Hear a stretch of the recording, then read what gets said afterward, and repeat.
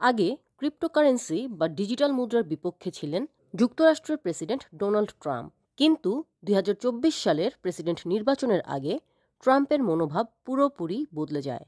সে সময় তিনি ইতিহাসের প্রথম প্রেসিডেন্ট পদপ্রার্থী হিসেবে নির্বাচনী অনুদান গ্রহণ করেন ডিজিটাল সম্পদে।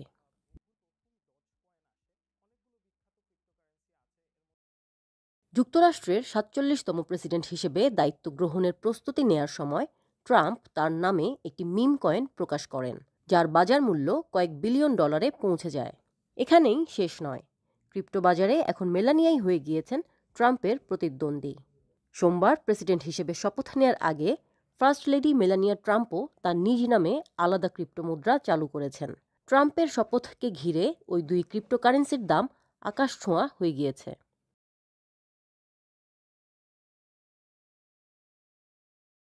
কয়েন মার্কেট ক্যাপ ওয়েবসাইটের তথ্য অনুযায়ী ট্রাম্পের নামে থাকা ক্রিপ্টোকারেন্সির মোট বাজার মূল্য $870 কোটি, আর মেলানিয়ার নামে চালু করা ক্রিপ্টোকারেন্সির মোট বাজার মূল্য প্রায় $130 কোটি।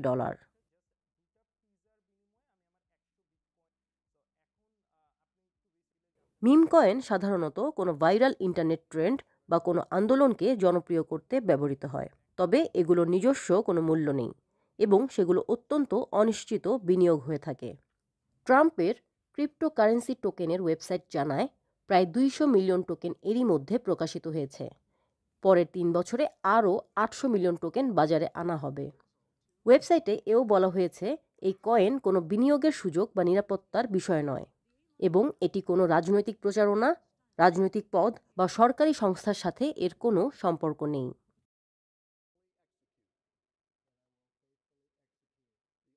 সমালোচকরা অভিযোগ করছেন ট্রাম্প এই উদ্যোগের মাধ্যমে তার প্রেসিডেন্ট পদ থেকে আর্থিক সুবিধা নিচ্ছেন।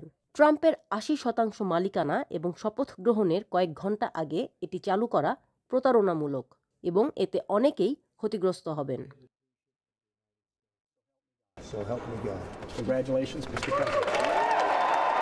এরকম ডিজিটাল টোকেন প্রায়ই বাজারে আলোড়ন তুলে দাম বাড়িয়ে দেয়, এরপর মূল শেয়ার বিক্রি করে দেয়া হয়।